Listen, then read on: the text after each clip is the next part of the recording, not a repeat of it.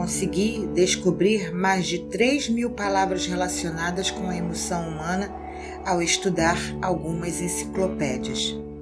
O que mais me impressionou foi a proporção de palavras que descrevem emoções negativas, em comparação com as positivas. Pela minha contagem, 1.051 palavras descrevem emoções positivas, enquanto 2.086, quase o dobro, descrevem emoções negativas. Apenas como um exemplo, encontrei 264 palavras para descrever a emoção de tristeza. Palavras como melancólico, tristonho, infeliz, pesaroso, aflito, deprimido, consternado, mas apenas 105 palavras para descrever alegria, como contente, satisfeito, esfuziante. Não é de admirar que as pessoas se sintam mais mal do que bem. Como descrevi no capítulo 7, quando os participantes do meu seminário Encontro com o Destino fazem uma lista das emoções que sentem numa semana, a maioria só relaciona cerca de uma dúzia. Por quê? Porque todos tendemos a experimentar as mesmas emoções muitas e muitas vezes. Determinadas pessoas tendem a se sentir frustradas durante todo o tempo, ou furiosas, ou inseguras, ou assustadas, ou deprimidas.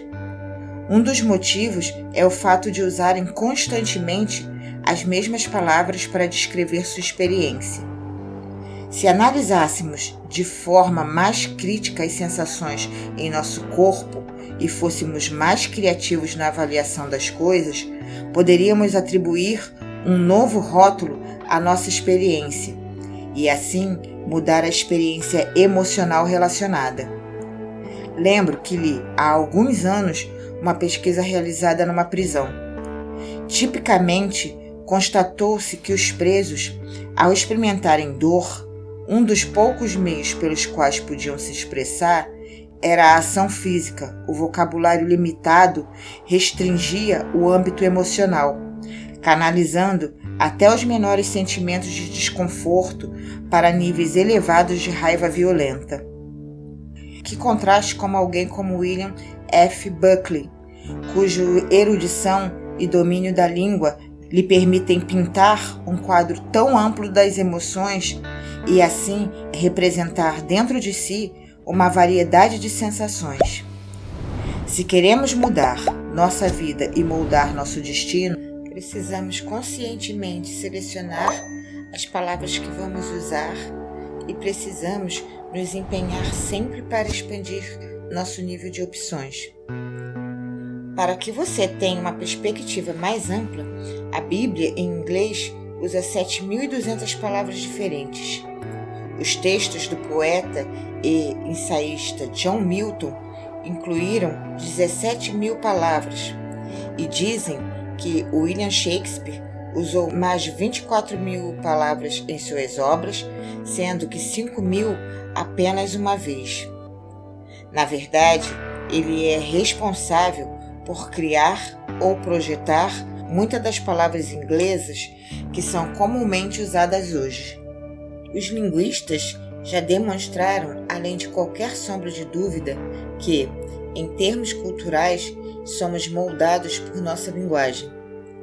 Não faz sentido que a língua inglesa seja tão orientada para o verbo. Afinal, como uma cultura, somos muito ativos e nos orgulhamos do foco em entrar em ação.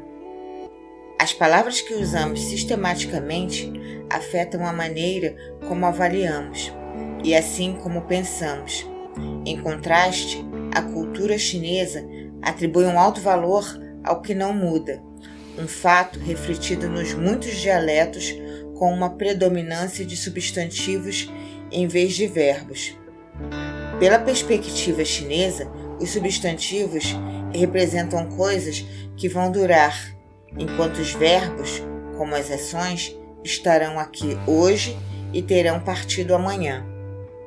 Portanto, é importante compreender que as palavras moldam nossas convicções, têm um impacto sobre nossas ações. As palavras são o tecido com que se confeccionam todas as perguntas. Como ressaltamos no último capítulo, ao se mudar uma palavra numa pergunta, podemos instantaneamente mudar a resposta que obteremos para a qualidade de nossa vida. Quanto mais eu procurava uma compreensão do impacto das palavras, mais me tornava impressionado com o seu poder de influenciar a emoção humana, não apenas dentro de mim mesmo, mas também nos outros. Sem reconhecer a força das palavras, é impossível conhecer os homens. Confúcio. Um dia passei a compreender que essa ideia, por mais simples que fosse, não era uma mera possibilidade, que o vocabulário transformacional era uma realidade e que, pela mudança de nossas palavras habituais, podíamos literalmente mudar os padrões emocionais de nossa vida. E, com isso, podíamos também moldar as ações, direções e destino final de nossa vida. Partilhei essas emoções com um amigo antigo, Bob Byers. Ao fazê-lo, percebi que ele se iluminava como uma árvore de Natal. Bob me disse que tinha mais uma noção a me oferecer. Passou a relatar uma experiência recente por que passara. Também andara viajando, com uma agenda cheia, atendendo às necessidades de incontáveis pessoas. Ao voltar para casa, queria apenas ter o seu próprio espaço. Ele mora à beira do mar, em Malibu, mas é uma casa bem pequena, não projetada para ter um hóspede, muito menos 3 ou 4. Ao entrar, descobriu que a esposa convidara o irmão para se hospedar com eles e que sua filha, Kelly, que deveria fazer uma visita de 2 semanas, decidira passar 2 meses. Para agravar a situação, alguém desligara o videocassete que ele armara para gravar uma partida de futebol americano que estava ansioso em assistir. Como se pode imaginar, Bob alcançou seu limiar emocional. Ao descobrir que o aparelho fora desligado pela filha, ele lhe passou uma descompostura, gritando uma porção de palavrões. Era a primeira vez que ele alteava a voz com a filha, e ainda por cima usando aquela linguagem. Kelly desatou a chorar. Testemunhando a cena, a esposa de Bob, Brandon, desatou a rir. Como era uma explosão muito diferente do comportamento normal do marido, ela presumiu que se tratava de uma interrupção de padrões maciça e chocante. Na realidade, ele bem que gostaria que fosse uma interrupção de padrão. Depois que a poeira começou a assentar e ela compreendeu que Bob estava mesmo furioso, ficou preocupada e tratou de lhe fornecer um feedback valioso. Bob, você está agindo de modo estranho. Nunca age assim. E notei uma coisa. Insiste em usar uma palavra que nunca a ouvi antes. Em geral, quando se sente estressado, você diz que está com uma sobrecarga. Mas ultimamente, sempre o escuto dizer que se sente sufocado. Kelly é que costumava usar esse termo.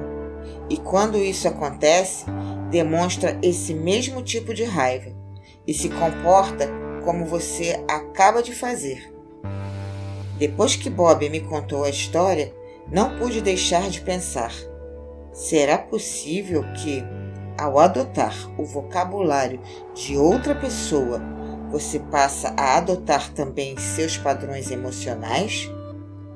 E isso não é ainda mais verdade se você adotou não apenas as palavras, mas também o volume, a intensidade e a tonalidade? No princípio era o verbo.